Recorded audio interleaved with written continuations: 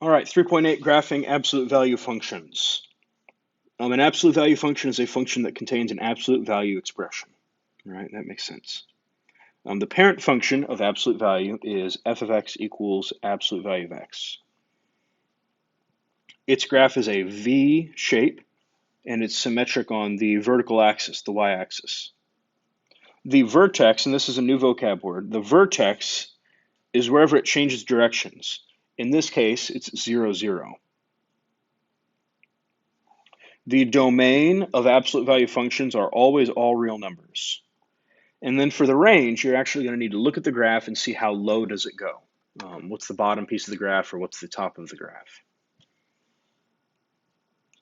Now you can, I'm not going to do it here, but you can, if you were to plug into an XY chart, we could put in the points -2, -1, 0, 1, and 2. Well, you know what, I will. And we're plugging into the parent function, f of x equals absolute value of x. For -2, whenever you plug that in, you get a +2. That's that point there. -1 would give you a +1. 0 would give you 0. 1 would give you 1. And 2 would give you 2. Right? So you could go about this and do a t-chart for every single one of these, and that would be okay. That would not be wrong.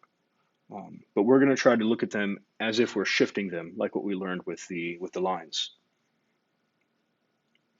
29, graph g of x equals absolute value of x minus 3.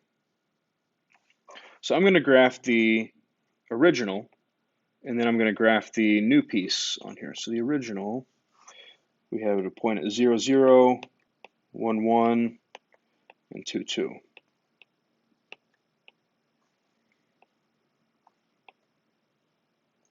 Right, that's the parent function, f of x equals absolute value of x. This one, g, tells us to go down 3 units. So I'm going to go down 3, and there's my new point. Down 3 for the next one, down 3 for the other.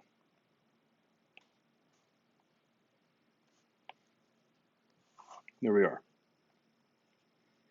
Now again, you could have made a t-chart and plugged in, and you would have gotten the same exact thing. You would have gotten the same points. All right, let's look at example 30. Now this one we're stretching and shrinking, so I think that we should just go ahead and do t-charts for both of these. We'll do r of x over here and s of x over here.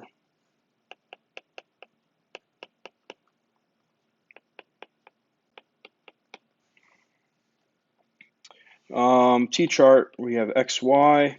We'll put in -2, -1, 0, 1, and 2.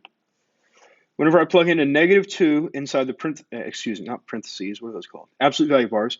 -2 in the absolute value bars makes it go +2, and then times -2 gives me -4. -1 in the absolute value is +1, times -2 is -2, then 0, -2, and -4. Now, before I graph this, we can tell some things about this using our translation rules, our transformation rules. The negative makes it flip over the x-axis. So this is going to be a V shaping down, more like a mountain. And the 2 stretches it, so it makes it like taller. Whenever I go to graph these, -2, -4 is here, -1, -2, 0, 0, 1, -2, and 2, -4. And there we are. Next up.